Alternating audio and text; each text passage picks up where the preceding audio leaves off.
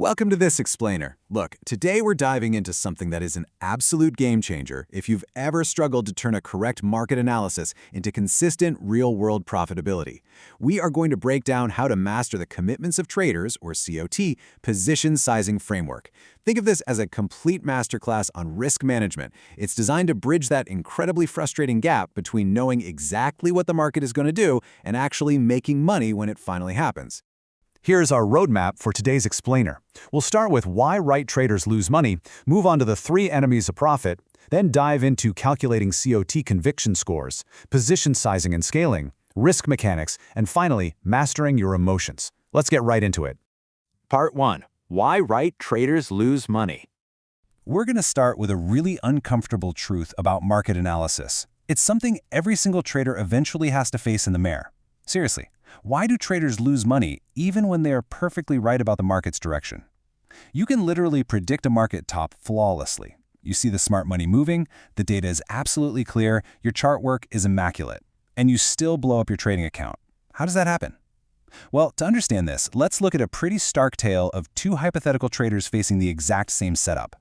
Picture this. It's early May 2026. Both Michael and Maria correctly predict a gold top at $2,500 based on extreme COT data. But look at the difference in how they actually execute the trade.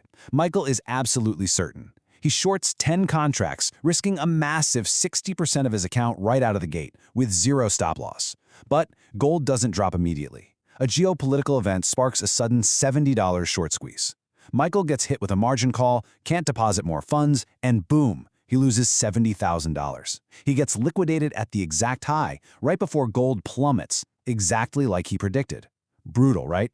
Now, Maria had the exact same analysis, but she used a position sizing framework. She risked just 1.5% of her account, placed a hard stop loss, and simply took a small, planned $3,000 loss when that squeeze hit.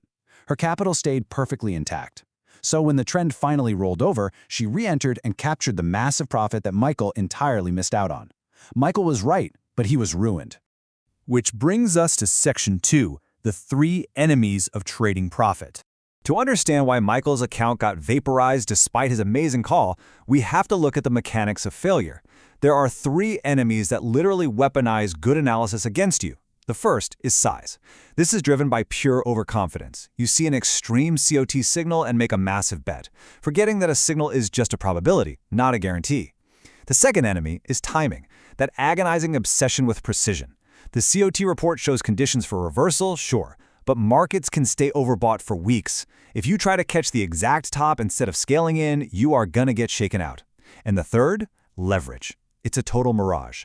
Yes, it amplifies your returns, but it dramatically amplifies your ruin during that waiting period before the reversal actually kicks in.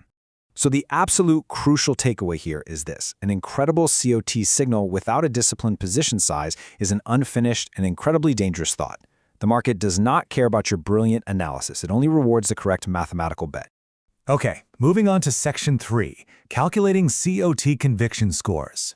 So, how do we actually make that correct mathematical bet? How do we strip the emotion and the overconfidence out of the equation entirely? We do it by converting your subjective feelings into objective math, creating a hard conviction score. Instead of saying, man, I feel really good about this short, you measure the data. We weight the COT index extremity at 40%. We look at secondary confirmations, like what dealers are doing behind the scenes, and give that 30%. Intermarket alignment, so how bonds and the dollar are acting, gets 20%. And the physical delivery context gets 10%. You score each of these from 0 to 1, multiply by the weight, and just add them up. For our real-world May 2026 gold short example, doing this systematic math gives us a final conviction score of 0.740. Just like that, you aren't guessing anymore. You now have a highly quantifiable metric showing exactly how strong your edge is in this specific market environment. Let's look at Section 4, position sizing and scaling plan. Once we have that hard number, we use it to dictate exactly how much capital we are putting on the line. The framework uses these 5 scaling tiers. The golden rule: you never just jump all in. If your score is weak, maybe a 0.30, you only deploy a tiny scout position to test the waters. But our gold short example scored a 0.740. Looking at the tiers here, that places us solidly in Step 3, the standard tier. That means the math dictates we deploy exactly 75% of our base size. If the score goes up next week, we add to it. If it falls, we reduce. You are scaling in and out based on shifting data, not what your gut is telling you to do. And I really want to anchor you to this unbreakable rule. Your full base size at maximum conviction must never, ever risk more than 2% of your total account equity on a single trade. For example, if you're trading a $200,000 account, your maximum risk is $4,000, period. This right here is the math of survival. Think about it. A 50% loss requires a 100% gain just to break even. This 2% rule ensures that kind of catastrophic math never applies to your account. Section 5. Stop losses and risk mechanics. At 2% heartbeat leads us directly into the risk mechanics that protect your money during the complete trade cycle. Look, a lot of traders absolutely hate stop losses because getting stopped out bruises their ego. But professionals, they view a stop loss completely differently. It is not an admission of defeat. It's simply a recognition of probability. The COT framework is telling you the odds favor a reversal, but your stop loss says, hey, if the odds are wrong this time, I'll take a small planned hit and I'll live to trade the next signal. It's just a defined price level where the trend is clearly continuing and your reversal thesis is proven premature. Survival is always more important than ego. To enforce this mindset before you execute any trade, you have got to pass this pre-trade checklist. You verify your extremes, you confirm your technical entries, and you make sure your stops are mathematically calculated. But I want you to notice that very last bullet point. Is total gold correlated risk under the 3% limit? This is absolutely huge. Being long physical gold, long gold miners, and long a gold ETF isn't diversification at all. It's an illusion. It is massive overconcentration. Running this checklist guarantees you don't accidentally stack correlated risks that could trigger a portfolio-crushing drawdown. Finally, Section 6. Mastering the emotional cycle. Here's the thing. Having all the math, the stop losses, and the mechanics in the world won't save you if you can't master the intense psychological swings of trading, because your emotions, they will actively lie to you during a trade.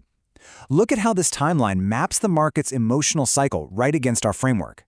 In week 8, during euphoria, your brain is literally screaming at you to go all in with maximum leverage because the market feels invincible. But the framework, it forces strict limits. Fast forward to week 12, during panic. Your terrified brain screams at you to sell everything and run for the hills. But the framework calmly points to an extreme bullish COT signal and says, prepare to buy. The math literally forces you to do the exact opposite of what your flawed human emotions demand. So what does this all mean for you? Think of trading success as a combination of 3 distinct things: the map, the vehicle, and the driver. Your market analysis is the map. It tells you where you are and where you're going. But a perfect analytical map is entirely worthless without a well-maintained vehicle to manage the bumps and risks on the road.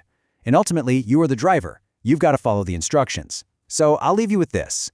Will you let raw emotions steer you off a cliff like Michael, or will you let the calculated math of this framework drive you to consistent, protected profitability? That is the choice every professional trader has to make. Thanks for joining us for this explainer.